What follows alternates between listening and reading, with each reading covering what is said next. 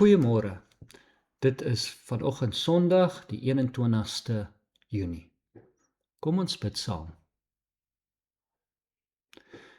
Here Jesus Christus, baie dankie vir u voorbeeld. Dankie dat u vir ons kom wys het wat liefde is. Here, gee dat ons aandag en ons gedagtes sal vestig op u, op dit wat goed is.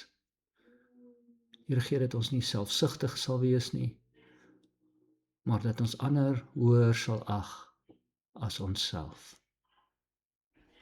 Here, help ons om ons aandag te vestig op dit wat waar is, dit wat eerbaar is, dit wat reg is, dit wat rein is en dit wat mooi is. Amen. Nou, dit is die tweede Sondag in my reeks oor Filippense. Laasweek was my tema nederigheid. Vandag is my tema vestig jou aandag op dit wat goed is.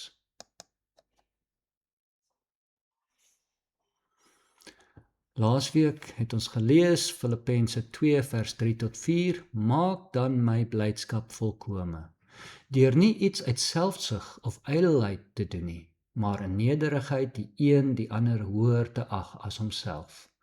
Deur elkeen nie net na sy eie belange om te sien nie, maar ook na die van ander. Paulus volg die voorbeeld van Jesus. Jesus self was God, maar het homself verneder en aarde toe gekom as 'n dienskneg, as 'n slaaf. Jesus het gehoorsaam gebly tot die dood toe, ja, die dood aan die kruis.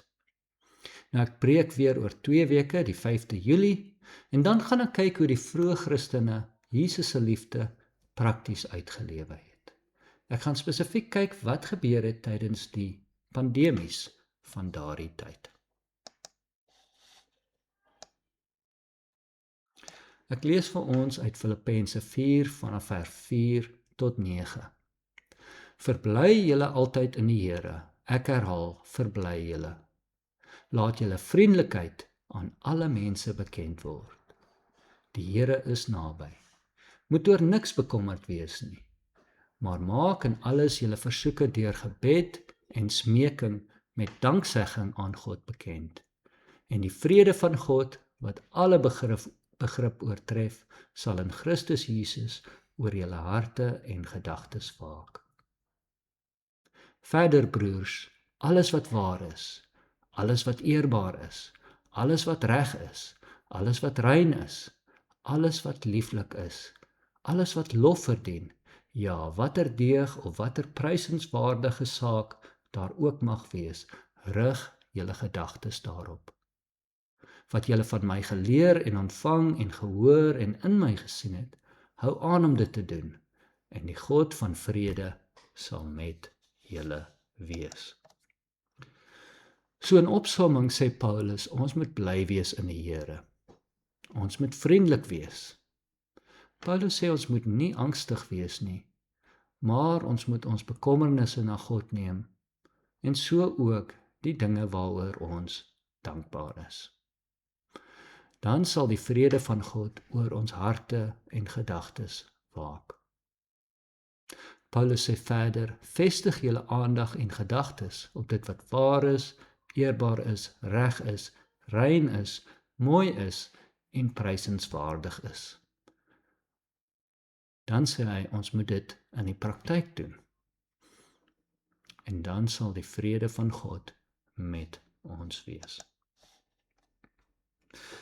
Nou, vrees is noodsaaklik vir oorlewing. As ons kyk in die natuur, 'n sebra is bang vir 'n leeu. 'n Geritsel in die gras sal die sebra se aandag trek. Is dit net die wind of skuil daar 'n roofdier? Indien die sebra vroegtydig weghardloop, is die kans op oorlewing goed. Die sebra wag nie totdat hy 100% seker is dit is 'n roofdier nie. En hy sal weghardloop op 'n vermoede dat daar 'n leeu is. Maar dis interessant, sodra die leeu weg is, hou die sebra aan met wy asof absoluut niks gebeur het nie. Nou as ek die sebra was, sou ek permanent angstig gewees het. Vir die mens kan 'n werklike gevaar dieselfde vrees en angstigheid veroorsaak as 'n gevaar in ons verbeelding. Ons dink byvoorbeeld aan 'n vergadering môre. Ons dink of ons genoeg geld het vir ons aftrede in 30 jaar. Ons wonder of die politieke onstabiliteit gaan lei na 'n oorlog. Ons is bang vir publieke vernedering. Ons is bang vir die dood. Ons is bang as daar geen sin in die lewe is nie. So as mens kan ons gevare skep in ons verstand, in ons verbeelding. Ons sien gevare waar daar nie noodwendige gevaar is nie, maar eerder bang Jan as dooie Jan. En so vertel ons onsself stories oor onsself. Ons vra oor onsself. Watse tipe persoon is ek? Hoe lyk my toekoms? Wat sê hierdie gebeurtenis oor my? Wat is die betekenis daarvan? Paulus ontken nie dat ons bekommernisse het nie. Bekommernisse is deel van menswees. Paulus beveel egter aan dat ons al ons bekommernisse na God neem in gebed. En dan moet ons vir God vertrou dat hy ons sal help. Ons moet egter ook dink waaroor ons dankbaar kan wees en vir God daarvoor dankie sê. Dankbaarheid is die teenmiddel teen angstigheid. Van 'n jong ouderdom begin kleuters wys na items. Hulle doen dit om jou aandag te vestig op dit waarop hulle aandag gefestig is. Die mens het die kapasiteit om gesamentlik ons aandag op iets te vestig. Ons kan ons aandag op dieselfde voorwerp vestig, op dieselfde aktiwiteit vestig en ook op dieselfde doelwit. Vanaf 'n jong ouderdom speel kinders saam. Hulle verwag ook 'n mate van verbintenis. Jy kan nie halfpad deur die speletjie opstaan en wegloop nie. Paulus vermaan die Filippense om hulle aandag te vestig op dit wat goed is. Paulus sê, rig julle gedagtes op dit wat waar is, op dit wat eerbaar is, op dit wat reg is, op dit wat rein is, dit wat mooi is, wat ook al prysenswaardig is, uitmuntend is of lof verdien. En ek gaan nou deur elkeen van hierdie aspekte gaan en verduidelik wat dit beteken. Die eerste ene is wat ook al waar is.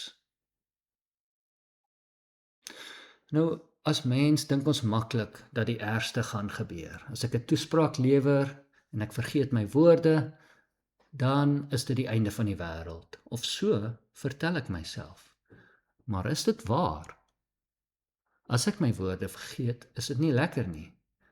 Maar dit is nie die einde van die wêreld nie. Paulus sê ons moet ons aandag rig op dit wat waar is. In 'n wêreld met verskriklik baie inligting, moet ons moeite doen om te kyk of hierdie inligting waar is. Onder die publiek word daar oor baie dinge vrese opgejaag. En dit gebeur selfs onder kundiges. Daar is die gevaar dat vrese opgeblaas kan word.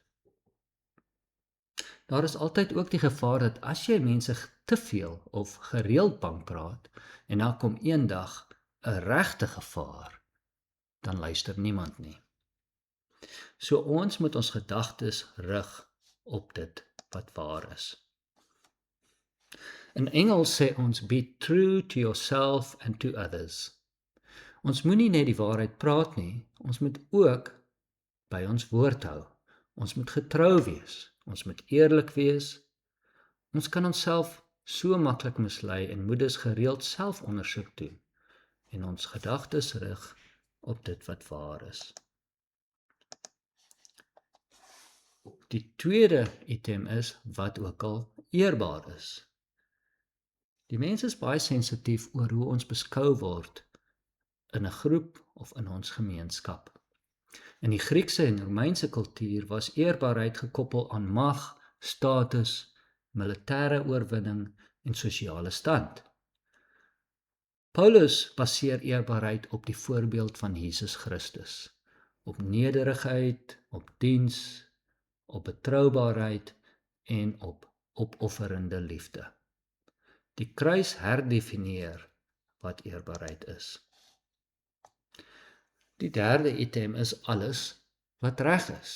Met reg bedoel Paulus regverdig en met integriteit. 'n Regter wat byvoorbeeld regverdig beslis, of 'n leier wat kyk na die wat kwesbaar is, of 'n persoon wat hou by sy woord. Paulus sê nie, dink aan almal wat jou ingedoen het nie. Nee, Paulus sê, rig jou aandag op dit wat reg is. Regverdigheid gaan oor verhoudings, jou verhouding met God, jou medemens en jou gemeenskap. Die volgende item is rein, alles wat rein is. Reinheid gaan oor meer as net seksuele reinheid.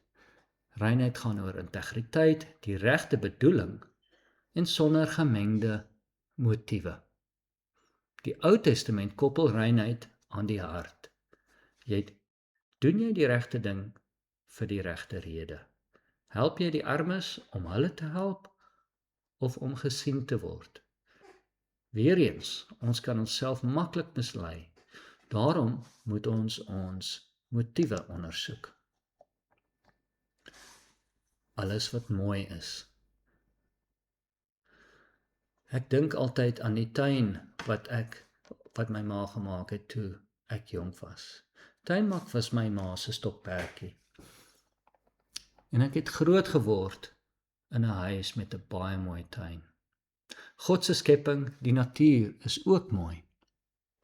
Skoonheid is dit wat liefde opwakker. Toe ek die eerste keer vir Ronel gesien het, was dit daar skoonheid wat my voete onder my uitgeslaan het. God maak homself bekend deur dit wat mooi is in die skepping.